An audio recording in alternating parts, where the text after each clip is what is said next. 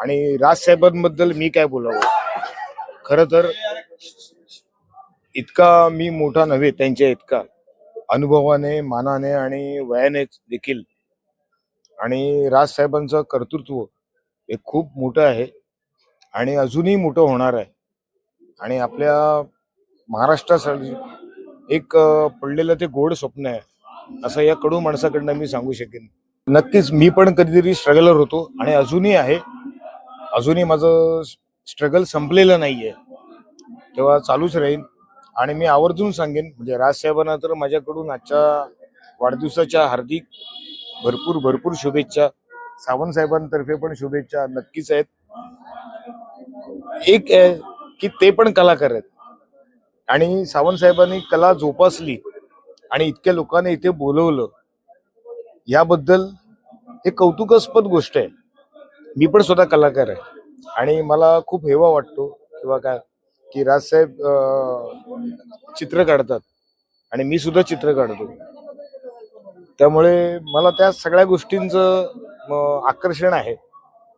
Acting मध्ये मी चुकून आलो किंवा डायरेक्शन मध्ये, पण राजसाहेब सगळंच करतात, त्यांचा हात कोण पकडणार. त्यामुळे मला खूप बरं वाटलं. आणि आज ही सगळी मंडळी, कोण गाणं गातंय, कोण एकपात्री करतंय, कोणी अजून काहीतरी आहे, हे आहे ना, आपल्या पुढच्या पिढीला आपण वारसा द्यायला हवा की तुम्ही व्हा, मोठे व्हा.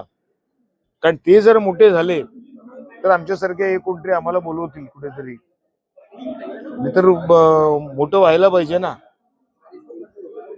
नाही, सन्माननीय राजसाहेब ठाकरे जसं भूषणजी सुद्धा म्हणाले की त्यांच्यामध्ये एक कलाकार जोपासलेला आहे आणि त्यांनी नेहमीच कलाकारांना एक प्रोत्साहन दिलेलं आहे. तर आमच्यामध्ये त्यांची शिकवण आहे आणि आम्ही म्हणजे त्यांच्याच पावलावरती चालतोय. आम्हाला असं वाटलं की खूप सारे कलाकार आहेत, त्यांना एका माध्यमाची गरज आहे. त्या विचारातूनच हा कार्यक्रम आलेला आहे. मुक्तांगण करून इथे वेगवेगळ्या क्षेत्रातली, वेगवेगळ्या कॅटेगरीतली लोक येतात, ते परफॉर्म करतायत आणि ही सुरुवात केलेली आहे. म्हणजे आमचं म्हणणंच आहे की हे एक दिवसीय कार्यक्रम नाही आहे, हे आपण साहेबांच्या वाढदिवसानिमित्त सुरुवात केलेली आहे आणि ही सुरुवात याचा शेवट होणार नाही, हे असंच चालू राहील. आणि साहेबांना खूप खूप शुभेच्छा वाढदिवसासंदर्भात. नाही, नक्कीच फायदा होईल. म्हणजे खूप सारे कलाकार आहेत, ते आम्हाला अप्रोच होतात की सगळ्यात पहिले त्यांना एखादं माध्यमच उपलब्ध होत नाही. तर आपला पहिला प्रयत्न की माध्यम उपलब्ध करून देणं, वेगवेगळ्या कला क्षेत्रातील लोकांना ना इथे बोलवणं, त्यांच्या मार्फत सुद्धा काही ना काही अपॉर्च्युनिटी येतील.